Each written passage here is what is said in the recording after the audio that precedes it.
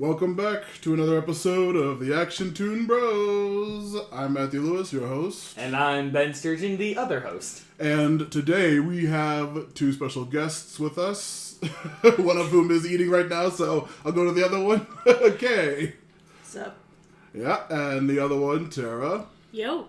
Yeah, we're so happy to have you guys on for Princesses of Power She-Ra, the series. Absolutely. Now, Matt. Yo. You told me that you wanted to have some special guests on here. Yep. Why exactly did you want these two? Well, I knew that they loved and watched the series, and I knew that they would be huge fans of it. We're also mega gay.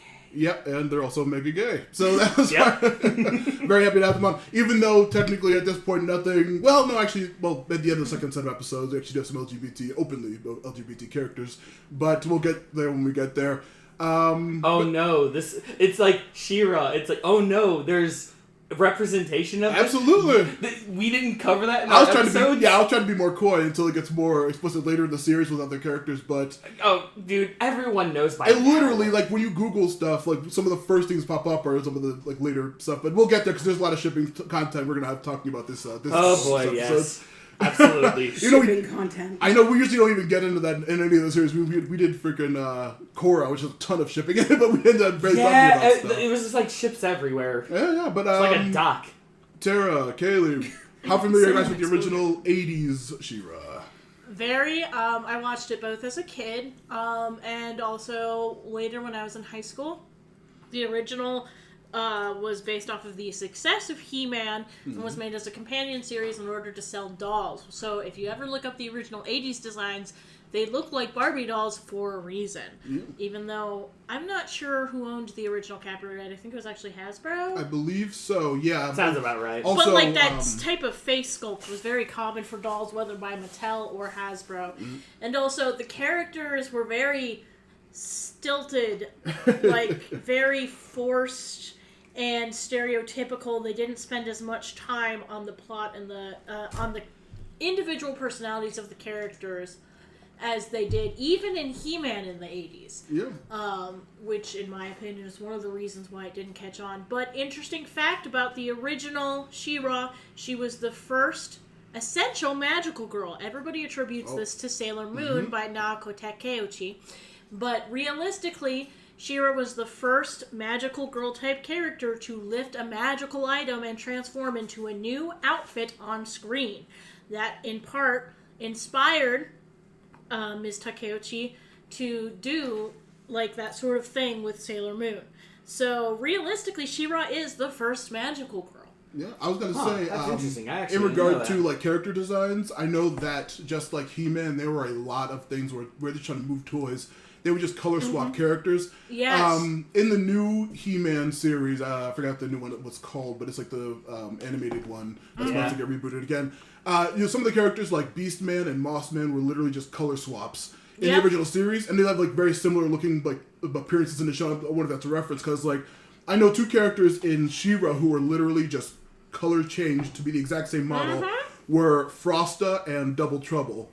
Yes. Two of whom could not look. Ben, you don't know who that character is. I was about to say, disclaimer. I have no idea who Double Trouble is. Yeah, who absolutely do not look anything alike, but In they this were version. originally just two. Like, they looked identical originally, and they are completely different. Which is now. one of the reasons why I like this new one so much, The because new Double Trouble is like I know. perfection. I know. I love They're them. the absolute best. I figured you would really like Oh them. my god! But yeah, the original show I told Ben earlier, the toys that made us, the series, they covered different like stuff from the 80s. The He-Man episode in particular is absolutely hilarious when you hear like these now much older but in the 80s like coked up businessmen trying to move toys, like, having the stupidest ideas. Yes. And like just like I told him the story, you have to listen to it about why He-Man has a green cat as his mount was like one of the funniest stories I've ever heard in regards to like why they did that and how it like became, but like that's completely unrelated. The 80s She-Ra, I've seen like random clips of it that were like so hilarious because it was like very cheaply animated back then. Like for example, obviously people are past like the first 2 episodes if they're to this point, or you guys are at the very least. In the original, She-Ra finds the sword just laying on the ground. There's no struggle for it. She just picks it up. I found this strange sword. Sounds right for an 80s. It can't be, I can't be seen, but she does these very marionette-like movements that are very stiff and stilted. Or if you've ever seen somebody who is not very good at what's called puppet animation, it looks like a paper doll moving. Oh no! But they did it in like Flash. It was a hand-drawn Was it version even of that. flashback? Yeah, I'm No. curious. Yeah, but say It was hand-drawn, hand-drawn but paper. like very stiff. They obviously just traced over the same poses over and over again and only moved the very minimal, like maybe just the head, maybe just the torso. Just, phew, class special 80s. Let's see if we can make a show for $2. Special time in animation. And sell it for millions. Oh yeah, but yeah, thank God that existed, so now we can have this amazing series. Yes. But yeah, Ben, you were gonna say something? Oh no! It was a comment of how she described the animation. Oh yeah, paper doll in Flash. Wow. You know what I'm talking about? Have you seen that sort of thing in Flash animation, advertisements? Yeah, no, I know exactly what you're talking about. It's just like, yeah, I get it. It's like 80s animation, but that's harsh. It's not, except for a very few frames where they actually, in theory, spent more money on the animators actually drawing stuff. A lot of old animations were basically paid either by the drawing or, realistically back then it was called by the foot, because of old-fashioned footage. Right. It used to actually physically be wound up. So you knew how much you could literally charge by the foot of drawing.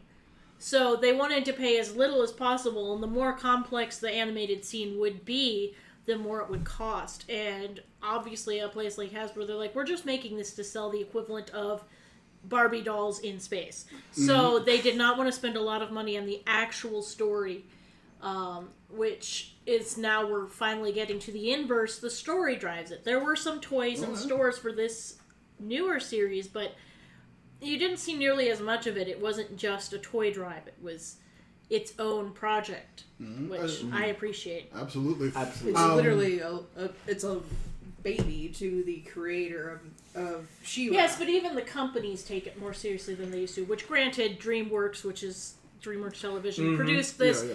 Like, animation is I one believe of they're the under things. Universal. DreamWorks? Because there was They might have been. There was She-Ra stuff when I went to Universal Studios. Yeah, and I know there is a they might She-Ra be. like dress up person who like goes around the hotels. I wish I saw her, but I didn't go to the hotel, so I missed her. But I was gonna say another random thing just before we even get into the first episode. I mentioned one of the previous episodes when we met Seahawk. That Seahawk's design was actually what the original bow looked like. And I also forgot to mention that original bow was She-Ra's, like, one of her main love interests. Yes, in and the he show. was very generic. Yeah, he was like, wait, He no, was- not nearly as much personality. He as was Seahawk. he was outer space Ken doll. Yeah, he was very lame. I mean, you did say it was Barbie in space, so yeah, they needed a Knockoff Barbie yeah. in space, worse than that. Right. So they needed a knockoff Ken in space. So Yeah, and that was Bo. And Glimmer was... there. yeah, I don't think she was. She wasn't nearly as important, was she? No, Was she she part of was the main not. group? She was part of the main group, but she had no say or opinions on anything. Oh, so what you're saying is since we're talking about an 80s show, Glimmer was the token female. Yeah, the token female in a show where the female is one of Yeah, the majority of lead the I know characters. it's strange to say that, but she's there, but she doesn't. She wasn't important. She could have didn't say been. anything. She could have been. She did say things, but all she did was more or less back up what the others said. Yeah. Rarely did she. I'm Yeah, so take glad. charge. Oh, don't worry. It's just the I was neighbors. gonna say I wanted to make sure that it'd be easy for you to Oh, cut yeah. out. Well, no, I'm not going to cut it out. But Yeah. The way we do this is there is no editor. Everything that happens. That's why. Oh, yeah. That's why if you listen to the previous episodes. It was, It's, particularly the first season of Castlevania one. Yeah, yeah. In the background, you hear his dogs barking. yeah, they're just running around making noise whenever. There's one. Yeah. There's a big loud barks. The old farts. Yeah. No. I'm not going to get into that. We'll get into that in the other Well, episode. right. But, So if you hear anything in the background when you're listening to this episode, yeah, it's because we don't edit this. yeah, I barely do any edit. Well, I may have to bring up some volume because I'm recording. We're in a weird table angle for this, but we'll see what I end up doing. It's probably going to be nothing. Well, speaking of volume and sounds to make, I don't know how to segue this, so let's just start. Shall we? Speaking of volumes, Segu. episode 7. Look, this is the first time we fucked it up. Yeah, seriously. All right. We're usually in tandem with Yeah, this. I know.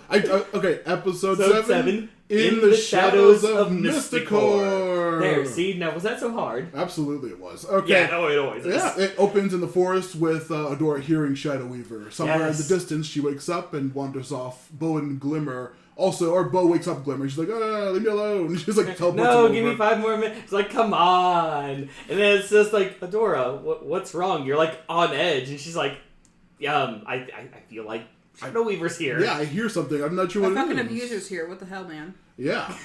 She thinks that it might be something related to the Entrapta virus taking over her and are still feeling bad about it. So they're going for a day trip to Mysticore. Good old Mysticore. Because it's going to completely calm her down and everything, and she doesn't have to be all stressed out. Yeah, they explain it's the floating city of sorcerers, and Glimmer's aunt, Castaspella, is the head magic user. I love Castaspella. The first, yeah, exactly. Well, everyone's names are incredible. I know, right? Because they kept the 80s names, Absolutely, but then gave them real personalities. And yet the characters never address, hey, this is Castaspella. Yeah, it's so good. It's like, oh, man. Oh, and they do reference it with Natasa and Spinnerella later. But Yeah. That's way later. Yeah, the city is protected from evil, and it is the safest place on the planet. This is when we cut to Shadow Weaver being like, oh, hell yeah, they're going to Mysticore. Yep, foreshadowing. Foreshadowing with Shadow Weaver. Yeah, Catch was like, hey, what are you doing? She's like, get out of here. Get away from my garden. Get the hell out. First glimpse at their, like weird, strained relationship that they have, because Shadow Weaver and Katra's relationship is going to be very important later down the line. Oh, very. Is it? Oh no! Even in this batch of episodes, it is when we see. I was gonna say, it most certainly will be. But just Shadow Weaver still being negative to Catra, and just like, fine, I'll just send one of my shadow spies so that it can enter Mysticore. Yeah, no one's ever done that before. The main gang goes to a giant cliff, and Bo and Glimmer just jump right over it. And Adora's like, guys, wait, no! And all of a sudden, it's just like clouds part. Hey, come on, you can just jump it, it's fine. Yeah, they land on they just float up, land on the city, and they're greeted by Castaspella, voiced by Sandra Oh. Now, That name sounds familiar. Yeah, she is from Grey's Anatomy, as well as Killing Eve, which is one of my She was favorite also shows. in Princess Diaries. She was the principal. Yeah. Ah, okay. Grey's Anatomy and that one right there. The Yeah. Queen is coming. Yep. Interesting. She's actually a good actress, in my opinion. Absolutely. Yes. Oh, dude. I knew she was a good actress when I heard how she is with Castaspella. Yeah, she's Just everything she does with this. It's such also, a fun I think she voices character. one of the. She voices what's her name? Main Witch's sister in Owl House, I believe. From the other group. From the other. The straight black hair, her sister. It's Ida and crap. Lilith. That's what it is. Yes, Lilith. Yes, I believe so. Dude, wait, Lilith? I Really? believe so. I'm not 100%. Holy crap! If that's true, holy crap! She also- Yeah, she's a good actress. She's a very. yeah. But they engage the city. Castaspella is a very fussy aunt around Glimmer, just like, what are you doing? Get something. You're wearing my sweater. Yes, right there. That's an important exactly. plot point. The sweater. Yeah. And of course, Glimmer's just like super embarrassed. Teen drama. Am I right? Yeah, it's wonderful because Adora is still very anxious about the magic. She's like, this magic is insane. Those crazy stuff that they're doing. And that's when we also learn. First off, the tour. I almost forgot the tour because Castaspella is just like, Adora's never been here. I'm gonna give a tour, and of course. Glimmer's like, no, we can do this on our own. I insist. Yep, and they talk about the eclipse celebration, which is why they are even here. We did. That was actually the thing I was going to mention, is the eclipse, which is apparently a spell that happens like every so often, every eclipse, obviously. Probably. And that's what happened. That's how they recharge the stone, the rune stone. Yep. And they use lunar lenses, which is how they protect the city. Yeah, lunar lenses. That's what they are. Yep. Yep. Adora keeps seeing shadowy figures all over the place, and she tries to chase them, but they're like, "Will you chill out? Like, what the hell?" Yeah, they think she's like neurotic. Yeah, very neurotic. But also, I think, isn't this when they go through the Hall of Sorcerers? Yeah, they go through the tour and they finally see the statue of Micah. Sorry to bring back Sandra Oh. She also voiced Virana, the chiefess of the Fang tribe, in Raya and the Last Dragon. Haven't seen that one yet. I still have to watch that I think too. it's pronounced Raya. Raya. Sorry. Raya, potato, tomato, it's all the same. Well, Yeah, he always does that. I'm sorry. Who the was statue it? of Micah, Micah. the previous king of Bright Moon. I know I'm just saying princess is not stopping this Glimmer's show. papa. Yeah. And yep. Angela's husband, who mysteriously passed away, as far as they know. And then also we see another very interesting looking sorceress. Yeah, this is what I almost said in our first episode. I think I was talking about a certain someone. Mm-hmm. Light Spinner. Yep, Light Spinner. I absolutely love that name, and She-Ra immediately recognizes that practically. Absolutely. Oh, yeah. I mean, It's basically Light Spinner and Shadow Weaver are just the reverses I know, of I each love other. it. I love the name so much. I almost called her Light Spinner literally in our first episode because I love that name. When I watch these episodes, I actually did. I'm just like, you were about to tell me this. Whoopsie, But yeah. spoiler. By the way, big plot twist. Though even though it's not that big of a plot twist, Light Spinner is Shadow Weaver. What? Yeah, well, we shared that in a couple minutes. She was kicked out and they say that she might still be out there seeking revenge. Yep. Who knows? Anyway, unrelatedly, Adora sees a giant shadow spying on them from the corners. Then they say, come on, you gotta chill out. They take her to the beach, and this is when we learn that the Horde has no concept for relaxing. Absolutely not. I so mean, good. we actually saw a few of those when she first got to Bright Moon, and she couldn't find a very comfortable bed. Like, the really big, feathery bed is just, like, not comfortable to her. I'm like, yeah, definitely. We're getting the difference between the Horde and everyone else, pretty much. Adora keeps fidgeting and humming and just can't seem to empty her mind and relax for a second. And and of course it wasn't working, so they went to the hot springs. Yeah, the steam grotto. Yeah, the steam Everyone grotto. quotes hot tubs. Yeah, this hot tubs. But it seems to be working. Yeah. Adora finally chills. Until, of course, the voice of Shadow Weaver is heard, and she starts freaking out again. Who's Shadow Weaver played by? I know, she sounds so familiar. I thought she was another actress. Look it up. Also, I just love her voice, because in the original, it was not that. And in this one, they found such a dramatic, moody, husky. The wonderful voice. Yeah, yes. Shadow Weaver is one of my favorite voices. I would actually legitimately love her to play one of my characters someday, but I doubt I would ever have my stories get popular enough. Here's the crazy question. Which one? A character named Darna. She's wow. one of the... just immediately was like, you know what? I already have this character in mind. Well, yeah, because I was like, when I was watching it, and every time she spoke, I was like, Kaylee, she sounds like what I imagine Darna sounds like. And Darna's basically like an old tribal witch, kind of. Oh, okay. She's really cool. Anyways. God, so I love Shadow Weaver just as a whole character, because now we go into when Bo and Glimmer still are unable to make Adora finally relax. She actually tells them about Shadow Weaver and explains her relationship, and they're like, she was like your mom, and she's like, no, well, yeah, actually, kind of, and it's like, it's like you're actually the abusive mom. Yeah, a very awful, mean mom who's like literally, well. We have to get in the weird relationship between Shadow Weaver, Adora, and Catra, but we'll get there eventually. But that's like a very complicated thing to talk about as well. And it comes down a little later. This is just a vague hint at this episode as to what. Yeah. She says that she really kept pushing her really hard. She was there when she was found, not born, but yeah. And Glimmer's just like, well, I'm sorry you had to go through all of that, but she's kind of your commanding officer / mom. They say it's like, but don't worry, she's not here. It's protected. Hey, and this is when they actually cut to the ceremony, right? Oh no, I was gonna say Glimmer and Bo leave. Her voice actress is Lorraine Toussaint. Toussaint? Probably Toussaint. Let me see. She's a black lady. Yeah, you can tell. Well, yeah, you can tell by her voice. I like how that's the thing that whispered. She's a black lady. Well, Darna's black actress. Well, Darna's. Yeah. Darna's also African. She's. Oh, okay. I didn't know that's why you whispered it. Yeah. Well, also Kaylee will say that kind of thing in like a reverent tone, like. Oh, like starry-eyed presentation.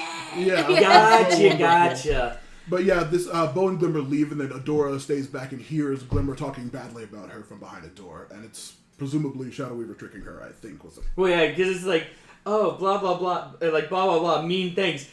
Wait, opens door, nobody is there. Yeah, and then she just goes and yells at the Light Spinner statue. Pretty much, yeah. Until she is attacked by another shadow monster.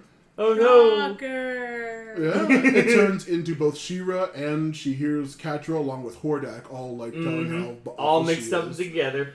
She lashes out with the magic sword and destroys a bunch of the lenses, of course, in typical Adora fashion. And that's when reality clicks. Reality clicks, and Castaspella, I'm never gonna not have fun with that one. Is upset because what was Adora thinking? Destroying Glimmer. some of these lenses. What kind of people are you hanging out with, Glimmer? She's an insane person. And then of course Adora runs, and as she runs, she finally stops and catches her breath a bit. And then Glimmer comes in and is like, dude, you ruined everything. Yeah, what's wrong with you? You might as well just go. Yeah. And it almost worked until Spooky Shadow. Yeah. During the festival, they leave Adora to sleep off whatever the heck is going on with her still. Suddenly, the giant shadow monster attacks the main ceremony. Yep. Like, oh, I guess it was something real. What? Adora was right? Yeah. Adora's leaving because she was told to leave, but then a bow comes up and says, you gotta get out of here. You're gonna mess up everything. He's like, wait a minute. This is kind of weird. And then, Wait a minute. Bo never does this. yeah, I just not like, this is weird. What's going on? And Shadow was like, yeah, you caught me.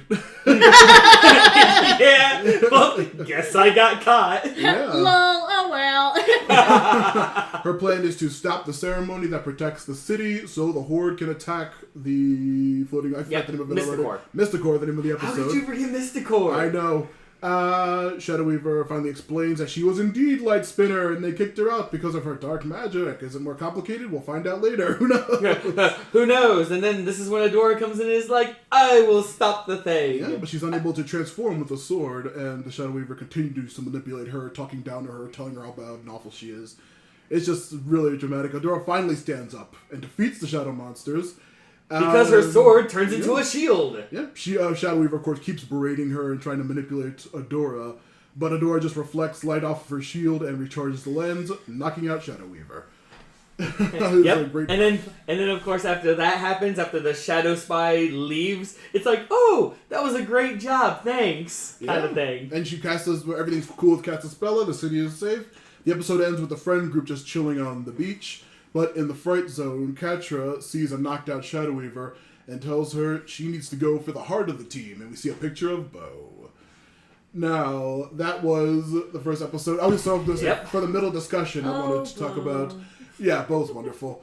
I remember back when I first watched this episode, when they were chilling in the steam vent or whatever it was, you see like Adora wake up with Glimmer like leaning on her. I was like, oh, that to be a weird ship, those two, because it seemed like they're kind of hinting at that point.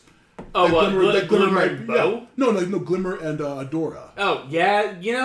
There were a few moments where it's just like, is this where they're going with this? Yeah, but then the end of the episode, Catra says, look, our heart of the team, and we see she talking about Bo, which is also interesting. Yeah, very odd, especially with some episodes I'm going to explain one of the main things I'm thinking of. But anyway, but yeah, it's just like, this episode was very interesting. I mean, it wasn't focused on, but it kind of was focused on Shadow Weaver, so we find out a little bit more about her, and I already liked her as a villain. Yeah. A little zealous at times, but what villain usually isn't. Yeah, we also but barely knew her like goals or even her origin until now. Mm-hmm. Yep. Also, yeah, we can see her butting heads a little bit more with the Horde in the future episodes, but this is like a nice little like she's doing something on her own, and she really is powerful because I don't think we see her like weird shadow copy things like later in the series either. Probably not. But yeah, this episode was good, and just Castaspella. Castaspella. Name is perfect because, from the 80s show, her character, even though she was like the overbearing aunt character, if we're going to put a trope to it, she was a fun character. Yeah, I liked her a lot. Yeah, we're going to see a little bit more of her later, which I'm much looking forward to, because she gets a lot more character. Of course, everyone in the show does. Oh, yeah. But yeah, I love the main trio so much. They get, like, seeing everyone try to chill out, and of course, seeing her being so anxious, Adora, it was so fun. Yeah, absolutely. But yeah, mainly lore-wise, besides the Light Spinner reveal that she did have a different name, which I also absolutely love. There wasn't that much in this episode that was like... Not really, crazy no. It was backstory. literally just Adora needs to chill. Yeah. And the only lore we got was, we got to know about Mysticore. Yeah. And how they put up their barrier. And magic in the world that's outside of the princesses. Right. Oh, that's right, yeah. Because Castaspella is clearly not one of them, so yeah. And of course, we found out about Light Spinner and Shadow Weaver. But... Yeah, I mean, at the time, considering how early on this is in the series, it does have a fair amount of lore compared to a handful of the other early episodes. Mm-hmm. Absolutely, agreed. Definitely stands out enough that I remember it lore-wise. Yeah. And then we're gonna get later on in this and get one of those episodes that is like nothing but lore. But we'll get to that. I was gonna say how I briefly brought up the weird pseudo possible shipping early on in the series with that last episode.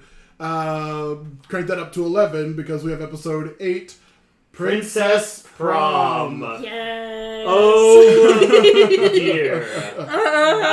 Secondhand embarrassment city. Yeah. Great. Like Tara just said, I suffer heavily. It's not all the time. It's just certain things. I get secondhand embarrassment. This episode was one of the big ones for me. For me, it's mostly like when people make very emotional-based decisions and do something that I, as somebody with social anxiety, would find absolutely abhorrent to do. Like, just either being really loud or saying something really loud or doing something in in a way that would upset a large group of people. Absolutely. And this episode was as close to a soap opera as you're going to get in this show. Yeah, I think with me, actually, it's when I know, like, what's happening, but the characters are, like, for lack of better terminology, just making an ass of themselves or embarrassing themselves. Mm-hmm. That's when I feel it big. I'm just like, oh.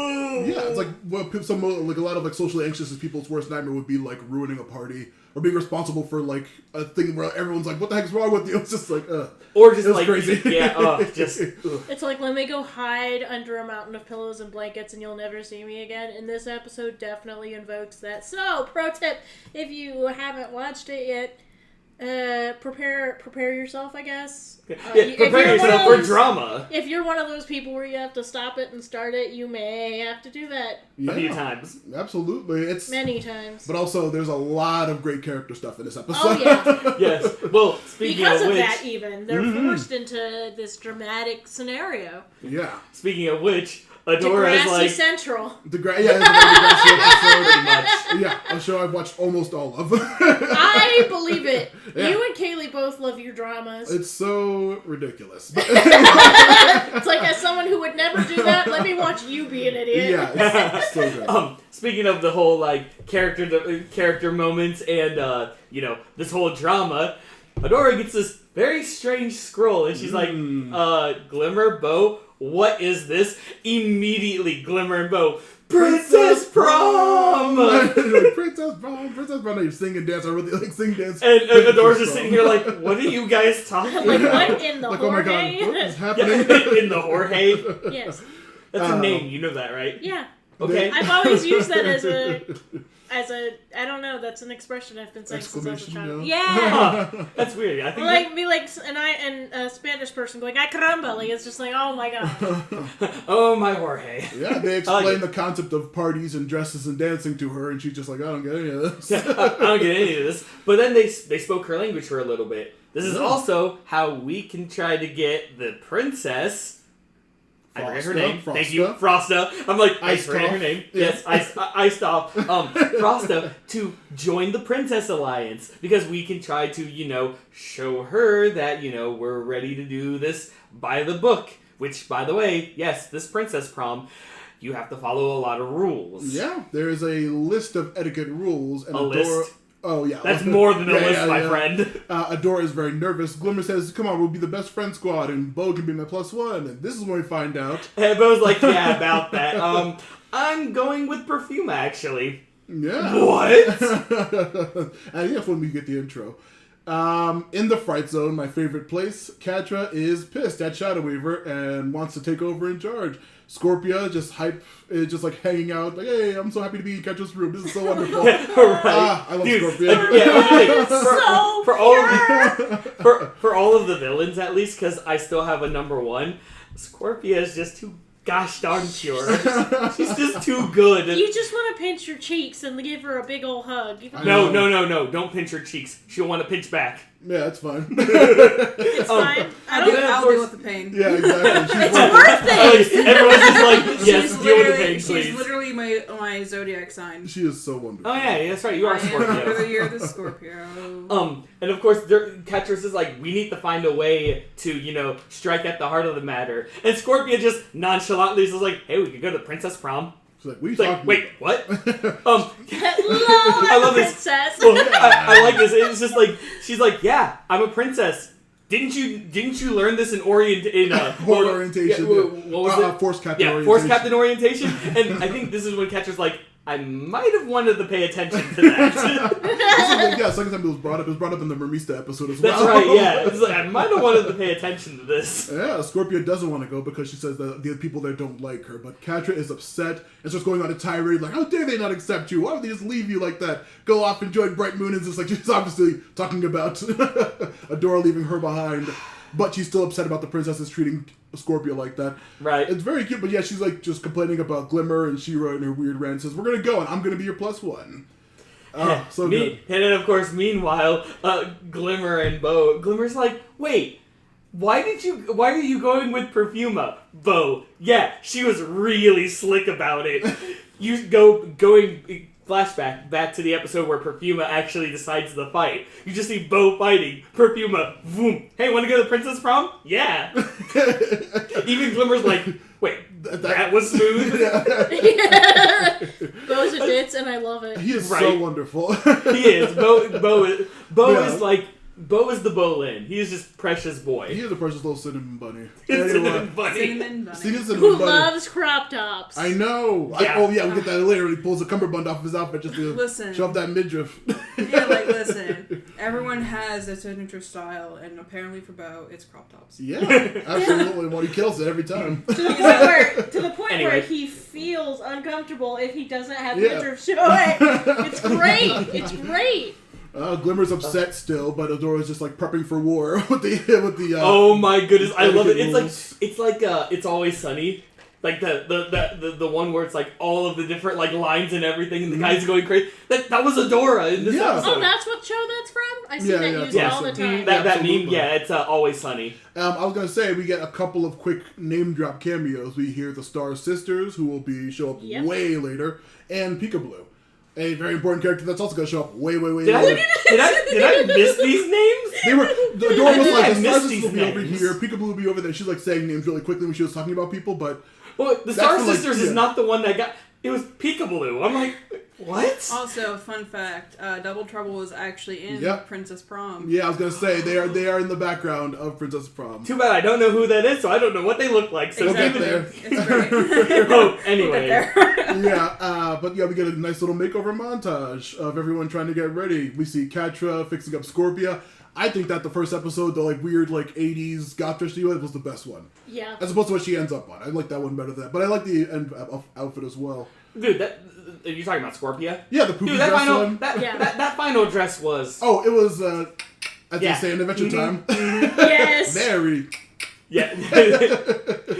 But how can you go wrong with a beautiful buff lady like Scorpio? I know. Right? If you compare her design to the one from the original show. Yeah, I see that. Yeah. I have seen a few clips, and Scorpio was one of the original characters I have seen. And she was a side character. Essentially. Yeah. She was just a hench lady, and I love this new Scorpio. Yeah, she was such a treat.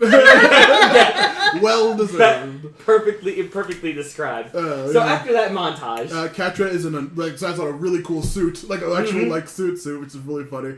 Scorpio lands on a beautiful black dress, which she looks great in. Adora's in a very plain looking red dress, which is I was surprised about. Probably because she doesn't know how to dress. This is the original Scorpio. Yeah, I remember that. It's like, oh. I remember her weird tiny arms. tiny arms. Very opposite. Yeah, and a new one. The good one. The improved. Yeah. Then again, let's be honest. Everyone from the 80s was improved in Absolutely. this one. Literally. Yeah, I know. Anyway, they show up at the prom. Adora is reluctant to give up the sword for obvious reasons. Well, yeah, that and, Glimmer's just like, yeah, just remember, it's a no weapons policy. Yeah, this is like a neutral / no peace weapons. zone. The whole thing is Frosta is very, very neutral in the Horde fight because they're so far away. Right. But yeah, we see a number of princesses, including, I think, when we see this back montage, we see Double Trouble at some point. They greet Frosta, and Adora says very loudly, she's like 10 years old! Like, the whole party's like, yes! Here comes the embarrassment! It's like, why would you say that? Yeah. And embarrassment number 1 for me. Wait, she's like 10 years old! And of course, Frosta's just like, oh, what? You're gonna look down at me because I'm a kid? You? Pretty much. Whose kingdom are you in? I may be 10 years old, but I have way more responsibility than you could ever imagine. Yeah. So, keep her on a short leash. Yeah, Glimmer is very embarrassed, but they greet her and they walk off. And she's still feeling really awkward, but they see Entrapta. She's here. She's studying social gatherings. Best girl. Little crazy pink lady. Yeah, I know she's Ben's favorite character, which I'm very happy about. Absolutely my favorite. I love is that so she wonderful. walks on pigtails. Honestly, Yes! I wish I could. Yeah, her hair is insane. I'm curious what she looked like in the original series. Well, it'll probably be a spoiler. Yeah, well, yeah, probably. I'm not gonna look it up yet, but yeah, she's studying social gatherings. Bo and Perfuma arrive, and Glimmer is incredibly jealous. highly As Entrapta narrates what's happening around them.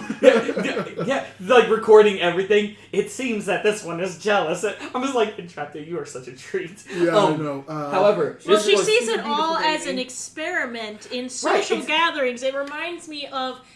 Did either of you watch the TV show Bones? Yes. It's been a while. One of the episodes, they actually help out a group that's very, very similar to Jersey Shore, and she called it. She always called them the documentaries because she observed them from the rather practical, like scientific mind of watching people engage in what she called mating rituals, that is going to the club and hooking up. Yeah, okay. Bones Fair is enough so on that wonderful. one. I And watched it. it's similar with Entrapta. She's just like, people are doing things. I must make note of this. Yeah, Right, yeah. it's just, this right Mermista here- shows up as well. With who?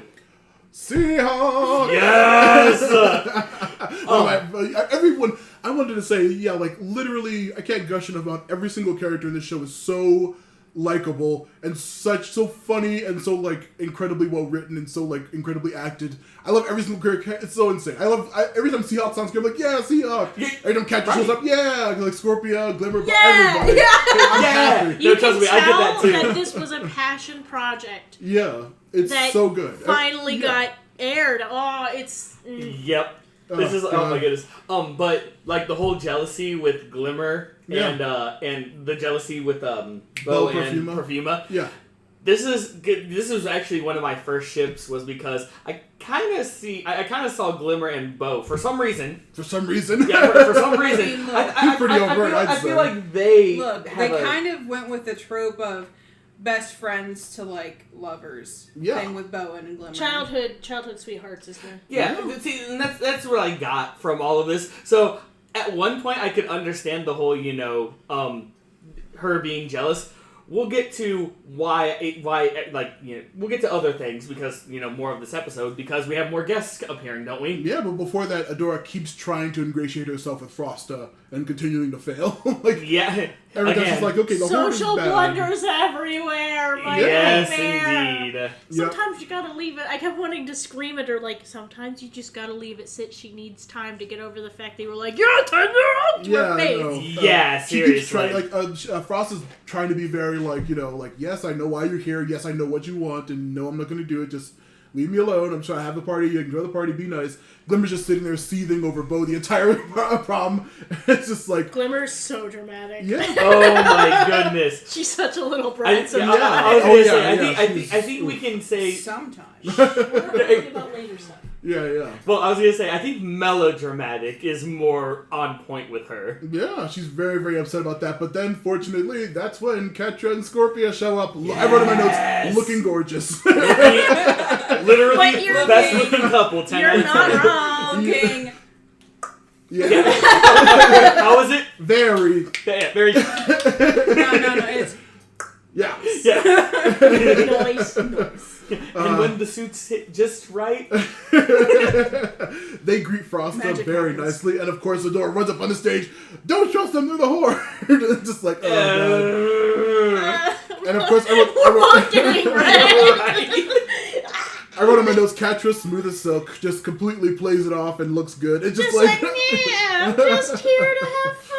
Yeah, it's a party. We have a party, right? yeah, Frosta refuses to dishonor the neutral stance, so she allows the Horde to just chill out here, and I'm just like, oh my god. And then that's when we get the split. Yep, Adora's like, I'm gonna follow you all day, and she's like, good luck with that, and she splits up with Scorpion to go different ways. It's I love Catra and Scorpion's dynamic. Is probably one of my favorite things about the entire series, because I, like, we'll see. But anyway, it's like, yeah, they trick her, they just, like, start, Catra's just going around the party, doing Chilling. whatever. Yeah, chilling, being normal, eating food, like, trying to, like, look suspicious, but Adora's just However, clumsily stalking her. sometimes she will, like, look back and, like, have a little smile, like, I see you there, and Yeah. then keep going on. I see you, Lumen. She's like, Glimmer, follow Scorpia. She's like, sure, yeah, whatever. What the hell's Bo doing now? Just, like, completely ignoring the plan. Oh, God, it's Bo's so dancing.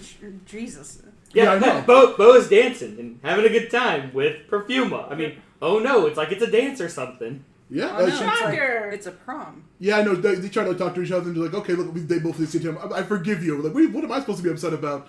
As like Glimmer continues to be weirdly jealous and weirdly like standoffish. And this is the part where I'm just like, I get where Glimmer's coming from, but with what Bo said, it pretty much summed up how I felt about that situation. It's Dude, like- I'm allowed to hang out with other people. Yeah. It doesn't have to just be us. Yeah, but she's like, but we find out that Glimmer did not have any other friends because of her upbringing, we assume. And that Bo was the only person she had, and she thought that if he went off and saw other people, she wouldn't be with him. It's a very touching scene, and then she realizes, oh wait, I lost Scorpia. A+. Yeah, I know.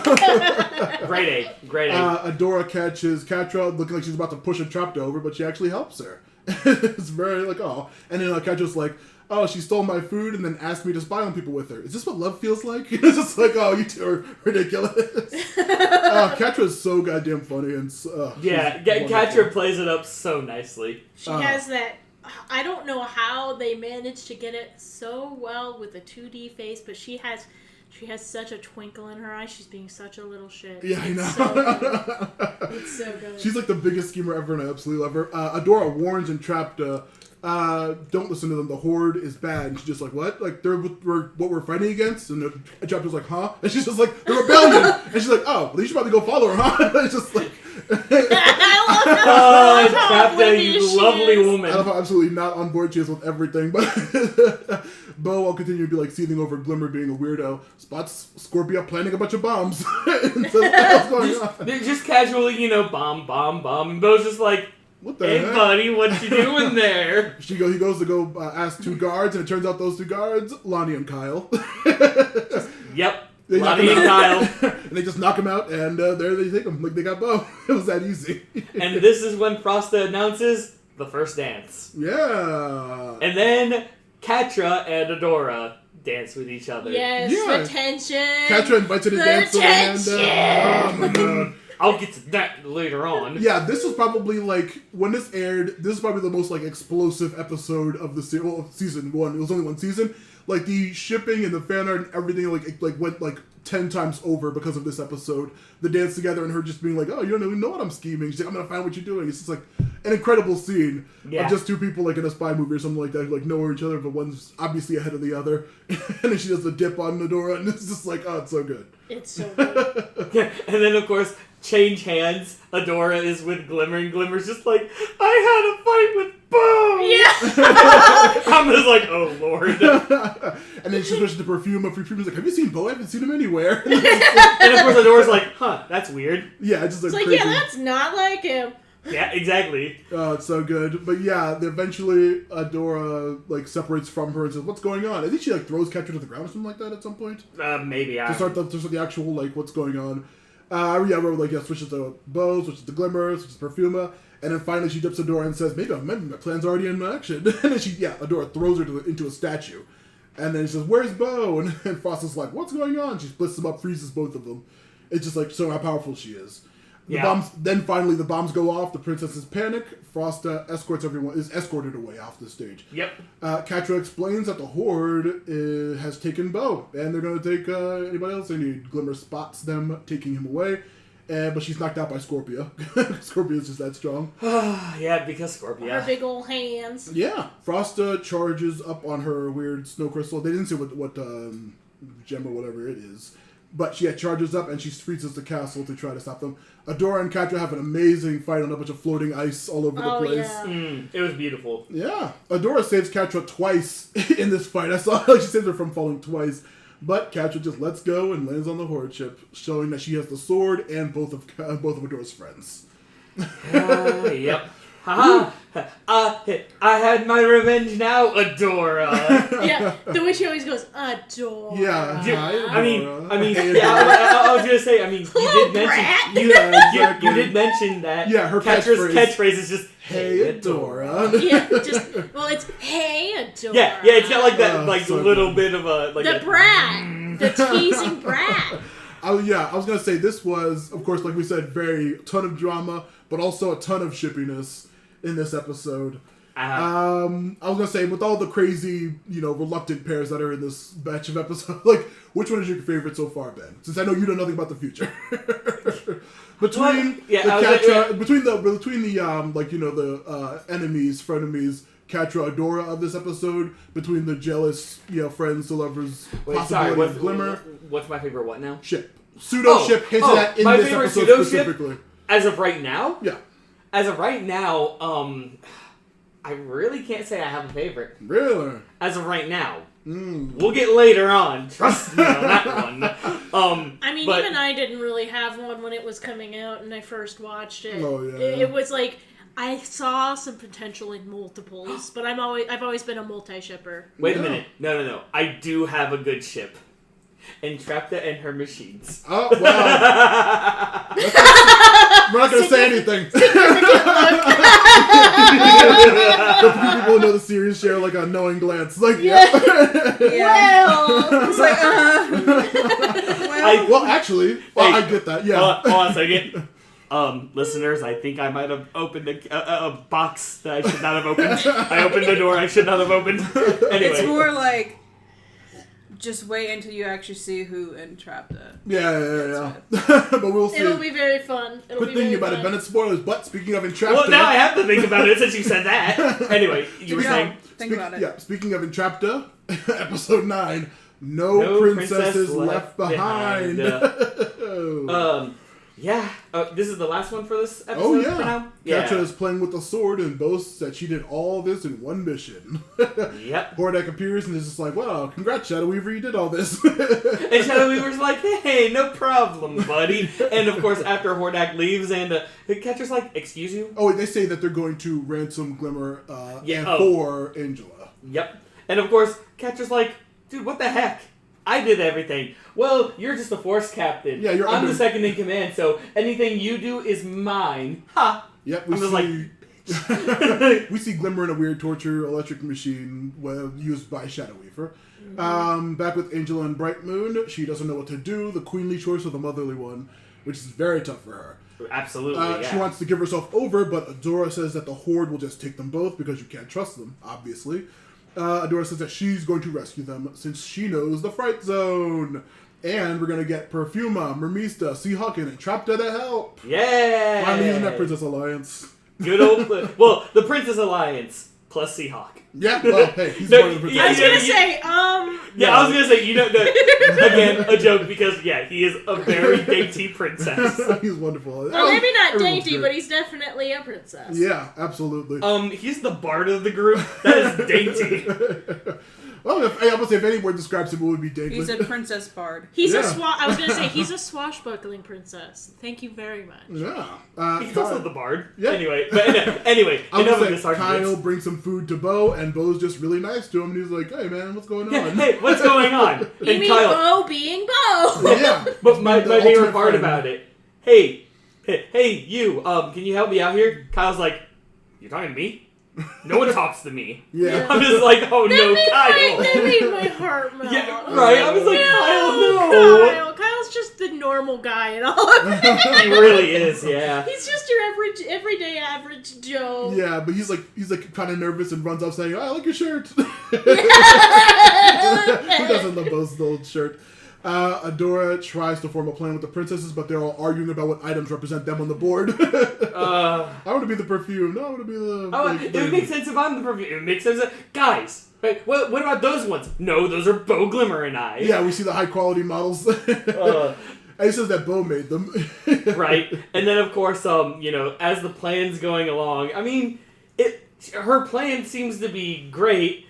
Until they get to the part where Mermista has to go through a certain place. Yep. I'm sorry, we have to go through what? Yeah. You're the only one who can control water, so you'd have to go through the sewer. Yeah, Perfuma and Entrapta are supposed to scale the building. Mermista's supposed to go through the pipes. Hawk and Adora are supposed to take out the guards.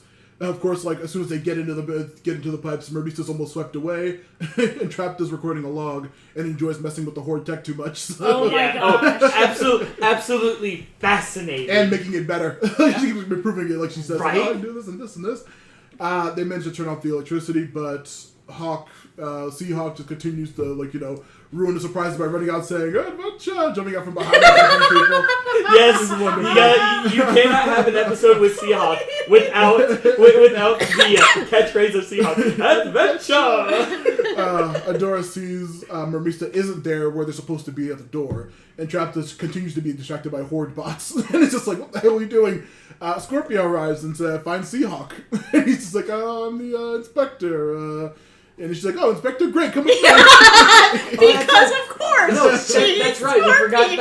We forgot to mention in the previous episode that Scorpia and Seahawk actually, talk to each other a little bit. They did to each other at the Yeah, party? because this is the second time. To Seahawk. Because this is the second time they met. No, I'm saying they didn't talk at the party. They met at that was way the back Mermista when. episode. They saw each other offhandedly. Oh, wow. There goes my lapse of memory. But either way, it's just like, hey, I remember you. Well, yes, I'm the Inspector. Good, come with me. Yeah. I love it so much. Entrapta and Perfuma are, of course, late because Entrapta. Nothing's going full. No one has any party dynamic. Everyone's splitting up. Finally, Mermista shows up and opens the door. Entrapta, again, ditches the group to mess with tech. like fourth time today. Glimmer continues to be tortured and is unable to teleport, we see. Shadow Weaver tells her that Angel is going to turn herself over, and then they will have both of them. Glimmer's like, Shira's going to stop you, so, whatever. And then when she says, "Oh, will she? Because we have Shira's sword." And looks like, "Oh, boy. What's she going to do?" Scorpia finishes the inspection, and... I like how it's like, what's she going to do? Well, she was raised in Yeah, a horde, here. so she knows how to fight without a sword. Yeah. She's very competent. Or improvise with a sword. Improvision. It's something we do in war. Yeah. Speaking of improvision, Scorpia's like, "Do I know you?" And then Seahawk's like, "Maybe from your dreams." And she's like, "No. Oh, wait, you were at Mermista's place." I love that. You really are familiar. You dream of me? No, it's actually... Wait a minute. Scorpia's so cute. She is... We see a big giant crane swing down, and Scorpio, he says, "Duck," and then Scorpio's like, "Ooh, where?" And he gets Duck. Ooh. Poor Scorpio. She's too good for this. I She know. really is. Entrapta is saved by Seahawk from continuing to mess around with stupid robots. Hey, it's not just a robot, it's Emily. Yeah, we finally meet Emily the robot, finally, and they're ready to rescue Bo. Kyle arrives once again to give Bo information on Glimmer and says, "You were really nice to me, that's why I want to help you out, man." And it's just we see the gang run into Lonnie and Rogelio, and a crazy elevator fight happens. It's like Yeah. Bo sees the rescue happening in the background, and Kyle's just like, "Hey man, maybe we could be friends." And Seahawk arrives, just throws Kyle off the bridge, and they rescue Bo. It's a really hilarious scene. It's so sad though. Kyle's such a little Bo, buddy, we could actually be friends. Yeah, literally, such a jump behind him. No, Kyle. Poor Kyle. Oh god. Entrapta continues to tinker with it, and they eventually find the way to the Black Garnet. They say everyone head to the Black Garnet Chamber. More tinkering from Entrapta, I wrote in my notes. They run through a series of sealing chambers that keep closing immediately behind them, and then burning. They're saying they're cleansing the place or something like that. They're unable to go back if they do. Adora stays back to distract the guards, and she surrenders, being brought to Glimmer and Shadow Weaver. Shadow Weaver immediately dismisses Catra, saying, "We don't need you anymore. Adora's back. You're out of the Force Captain position. Adora's in charge already because she's great." It's not like she's my daughter or anything. Yeah, I know. Adora offers to stay if they release Glimmer, but Shadow Weaver's like, "No, I'm gonna wipe your memory, and you're gonna be She-Ra for us." It's just like, no. Evil She-Ra. Oh. Anti-She-Ra. Yeah. The gang with Emily continues to search for the escape skiff, claiming no princesses left behind. Everybody, we're almost out of here. Glimmer struggles to teleport until she eventually finally breaks free and just punches Shadow Weaver in the face. I love that so much. It was so satisfying to see that. Yeah. And such great shots with like the mask on the floor and everything. Oh, yeah. So symbolic. Yeah. Glimmer tries to teleport out, but she is unable to. Catra approaches finally, and we see Adora wielding the sword. It's just so good. Actually, no, Catra's wielding the sword, and Adora's like, "What are we going to do?" She hands the sword over to Adora and says, "It's not like I like you or anything." I wrote, "She's so tsundere." Tsundere. Literally says, "It's not like I like you or anything." Literally. Yeah, almost a direct quote right there, and I'm just like, really? Bitch, We're going please. with that? Yeah. It's like, The gang is escaping with Entrapped and Emily, but they seemingly get left behind, and looks like they get incinerated in one of the. Oh yeah, that's right, because they had to go through like an incinerator kind of thing. Yeah. And Entrapped is like, just go, I can take care of this. And then, as everyone but Entrapped and Emily leave, it's just incinerator activates, and I'm just like, what the fuck? what? Yeah. You can't do that to my girl. Yeah. I was legit heartbroken when that happened. I know. We see them all escaping on a skiff, and they're all commiserating Entrapped's loss. And that is the end of this batch of episodes. For this one, I wanted to talk about RPG plans going horribly wrong. D&D group going wrong. D&D gone wrong. Gee. It's not like we're in a group of people. When does that happen? Looks at Matt directly. Hey man, plans are for suckers. Talking to the bird. Ah, God. I love this. I love, like, this is not going to be the last time we're going to see, like, Adora trying to map out an actual idea of what to do, and it just going completely wrong because the Princess Alliance is full of very silly, insane characters. But, like, it is so funny. Who do not know how to plan anything. I mean, they never really had to. Yeah. The princesses were born, I think, either after or during the war. Yeah. So, and then their parents were like, "Nah, bitch, my kids ain't gonna do that." Mm-hmm. And so they never really had to plan for anything. And They it's never like really they were- had to go through the rigorous Yeah. training on how to bring forces together and like think ahead of time and come up with like several backup plans. None of them really had to do that. So the only one they can really trust in this whole situation is Adora. And Adora is just like, "Please, guys, 5 you're driving me minutes. fucking nuts. 5 minutes. Yeah. Just 5 minutes. I'm about ready to take this knife and just shove it through your stomachs." They are Except all, for Seahawk. You get a pass. Yeah, but Seahawk was like probably the least disruptive. Actually, no, Perfuma. Perfuma was pretty dedicated to the plan the entire time. Absolutely. She tried. I had known that- Mermista was too. The only thing she didn't like was the sewer. But also getting Entrapta lost, is Entrapta. Yeah, but it's like, I barely mentioned Perfuma during the entirety of the rescue because she was the most like efficient and on point of the group. Yeah, she really was. The crazy fight with Lonnie and Rogelio on the elevators was really cool. To see Yes, it like was. kept getting knocked off, picked up. It was so good. I've already mentioned it before in this Yeah. episode. Why Kyle? Why is he getting the short end of the stick every single time?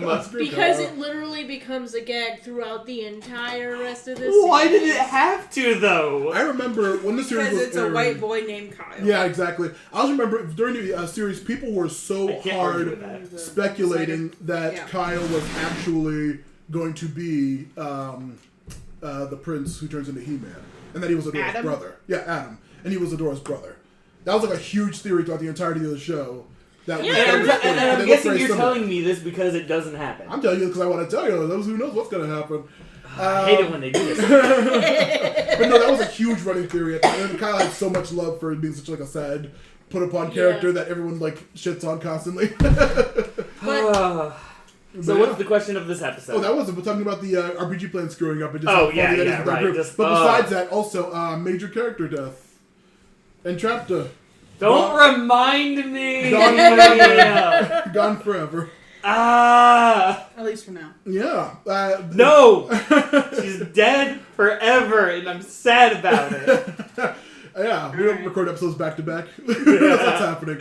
But yeah, I remember being so shocked by that in the series. Like, really, did that actually just happen? Like, is it like Jet? Did Jet die? It's very unclear. The Ember Iron Players episode. Did Jet die? Actually, we don't know. But he's never in any other episode. I think they said in the other thing he was dead. Yeah, he got killed. I liked the gravity of it, that the characters were given to treat it like the situation it was. However, as a viewer, and especially knowing this is theoretically at least intended for older children, 6, 7, and older. Like, I think it has a rating of Y7+ or whatever they call that. Yeah, it really does show in theory, they're gonna limit how much character death they allow to happen. Not even if it's not directly on screen, anything that's hugely implied as explicitly death, they would have had to limit. So I was fairly confident that something would happen where she doesn't end up dead. But I appreciated how they allowed the characters to feel the gravity of the moment, because, too often in kids' TV shows, they have that blind hope, and then it turns out to be right. In this, they actually were allowed to feel devastated by it. Yeah. Absolutely. Oh, I love it so much. It was insane. I was going to spoil character deaths eventually to come, but... Yeah, but you're not allowed to. I know, I can't. I keep having to hold my tongue to get every conversation I want to get into. We'll get there. There's going to be a lot I want to discuss, but also speaking of, them actually, commiserating over what happened, and it literally continues on to the next episode. But that will be where we end it for this batch and this recording. She-Ra and the Princesses of Power, an absolutely amazing show, and I'm so happy I get to rewatch it. I'm so glad. I'm so glad you were like, hey, you need to watch this, because if you never said that, I probably wouldn't have, even though it was DreamWorks, and I know Voltron did very well. We still have to catch up on that one, by the way. I only saw the first season of that show, I think. You only watched the first season? Yeah. Wow, you're way far behind on that one. Oh yeah. No, but in all honesty, I would have just passed it over. But I'm kind of glad you're like, hey, we're gonna watch this one, because wow, this is such a good show so far. As someone who's still one of those handful of people on Tumblr and was at the time this show was coming out, I would have been intrigued anyways because of some of what I'd been seeing and how in-depth people got with their theories. Because if it wasn't a good show, people wouldn't be speculating about it so much. Yeah. Or people our age, at least. Yeah, right. Because that's mostly what I follow online. It would be only children on whatever children actually do online these days. What are your thoughts, Kaylee? She exists. I mean, the show gets better. The more episodes you get into, the more seasons you get. So a lot of the stuff that I keep remembering is from later seasons, so I can't exactly say anything. I mean, yeah, fair enough. You did tell me that you got up to the final season, and she didn't watch the final season with me. Well, right, yeah, that's why I said up to the final I got to season 4, the ending of season 4. Yeah. And then she got frustrated with something in particular. With something. Actually, you know what? We talked about this. I handed it over. We were talking to Tara about we have opinions that we're going to have a long conversation. But we're actually going to be able to get into it next episode, honestly, but not this one. Anyway, I forgot what I was going to ask. Speaking of passing shows over, the He-Man reboot, remake, whatever, that just came out a little bit ago. I was going to say, sadly, it is very mid. I would. Yeah, I was about to say the miniseries that just came out for He-Man reboot. I would honestly give it a pass. I saw that they were taking. In my opinion, it looked like they were taking it too seriously. Yeah, see, I've heard very anything ranging from mediocre, like you're doing, to bad. So I'm like, it's not gonna be. Yeah, I would say I love Kevin Smith's work and everything else. He wrote one of my favorite series, The Runaways, from Marvel Comics, but. Oh yeah, I love The Runaways. Yeah, but it's a very it feels like they're playing it more safe than this She-Ra does, which is saying a lot because this show does take a lot of risks, especially in the future. But it was very whatever, and also it's subversive because spoiler alert, in the first episode, He-Man is not around anymore for the rest of the series, but they kind of take it in a different direction. It's not very good. Wait.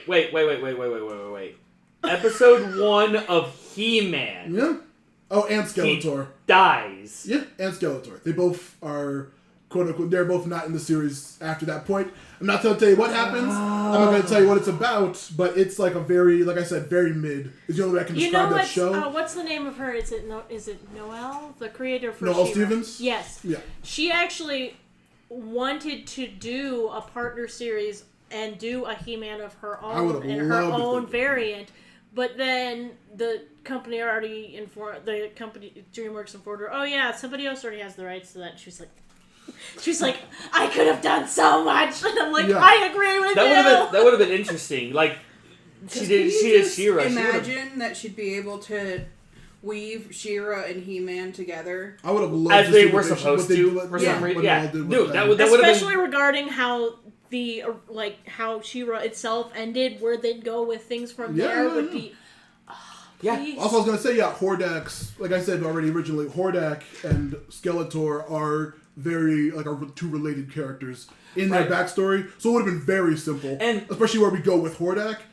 To explain Skeletor would have been not difficult. Oh yeah, absolutely. But I mean, like, how they handled the world could have been. how they handled certain bits of lore that they built in that weren't in some of the originals. Mm-hmm. Yeah, that happens in like the last 2 seasons. Sorry, no, it's fine because there have been little drops. I mean, other than Hordak being the main villain, Grayskull and Eternia. Eternia, and I think Grayskull was for the honor of Grayskull. That's literally Eternia. Yeah. I mean, there's quite a few He-Man drops. I mean, it's like, come on, do something. Yeah. But no. She wanted to. She wanted to. That would have been amazing. It's not just that, but they also allude to the fact that Adora is the twin sister of He-Man, Adam. Of Adam, Yeah, that's I'll find that out.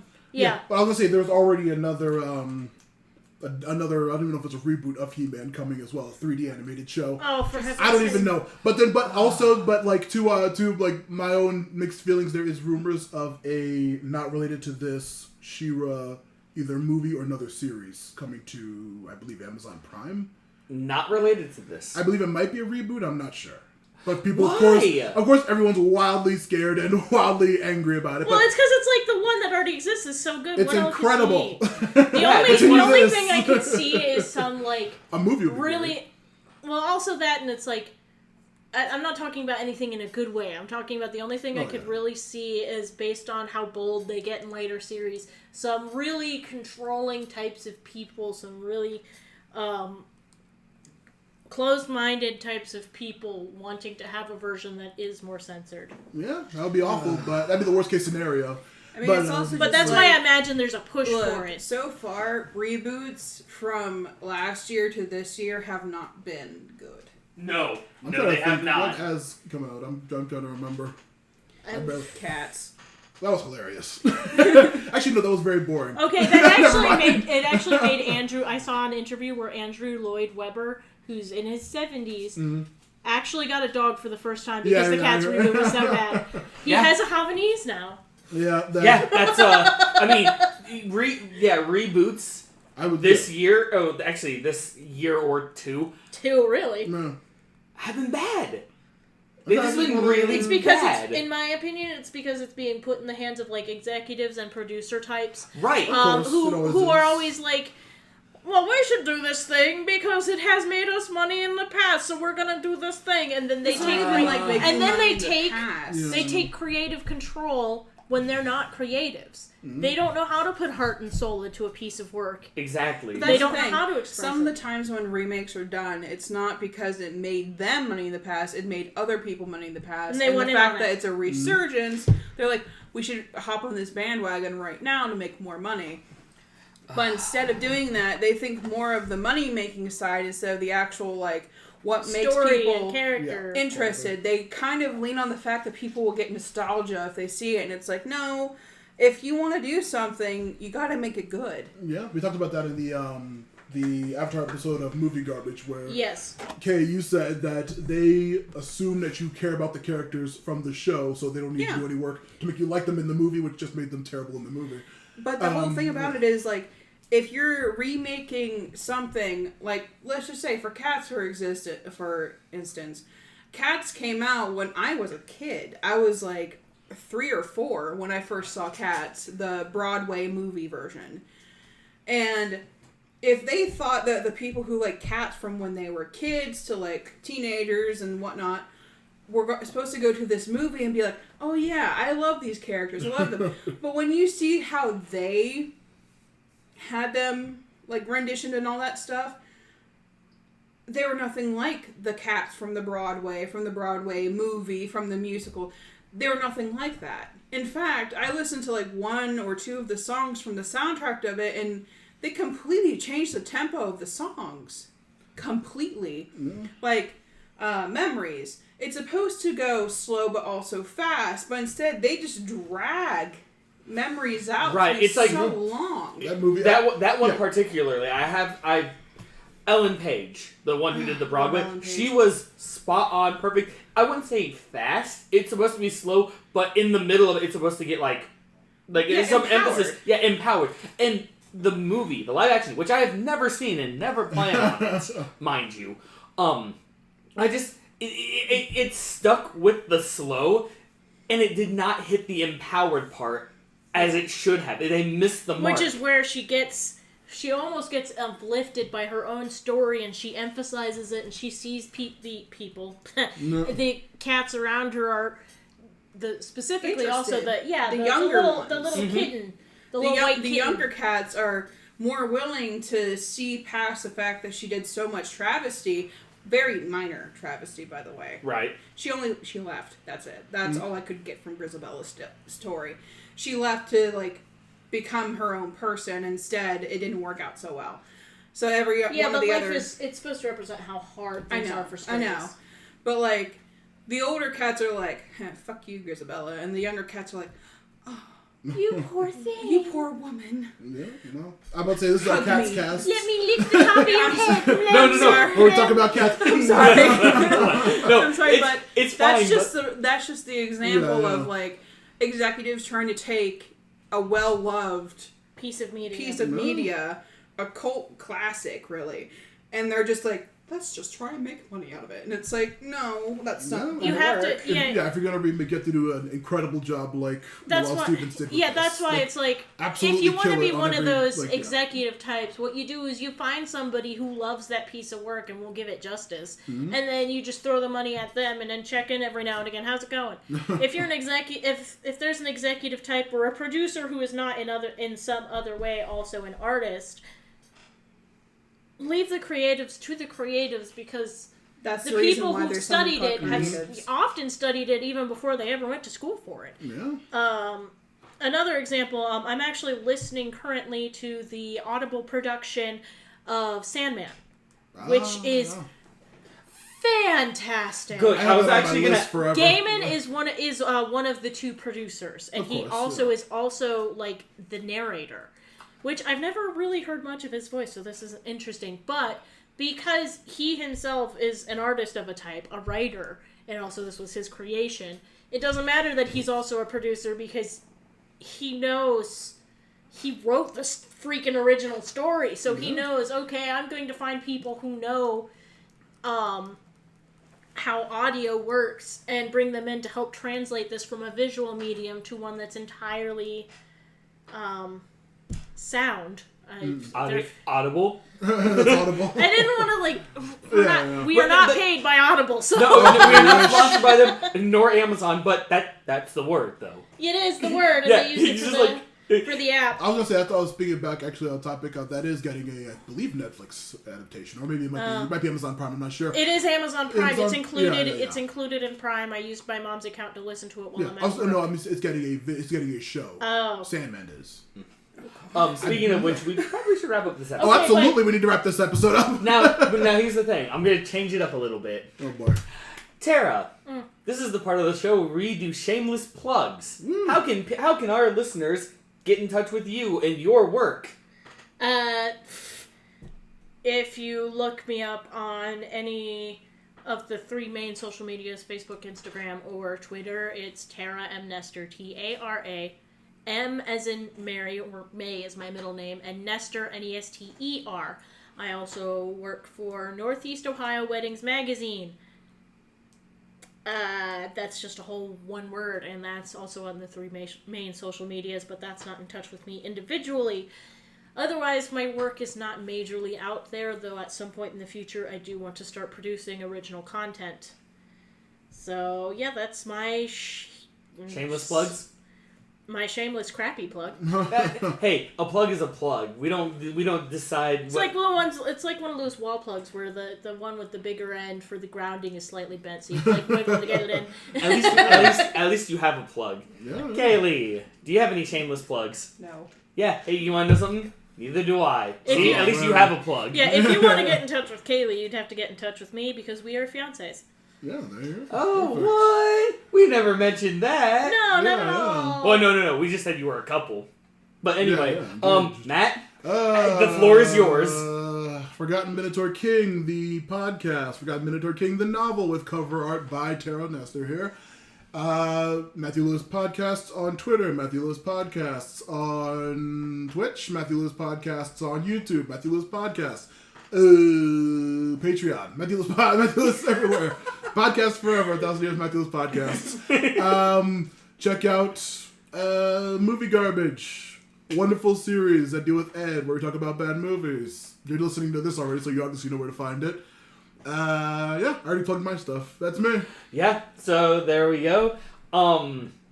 Yeah, so I mean, I guess this is the send off. Wrap it up for this batch of episodes. I hope you two know how we send this off because it's the same as when he sends everyone else off.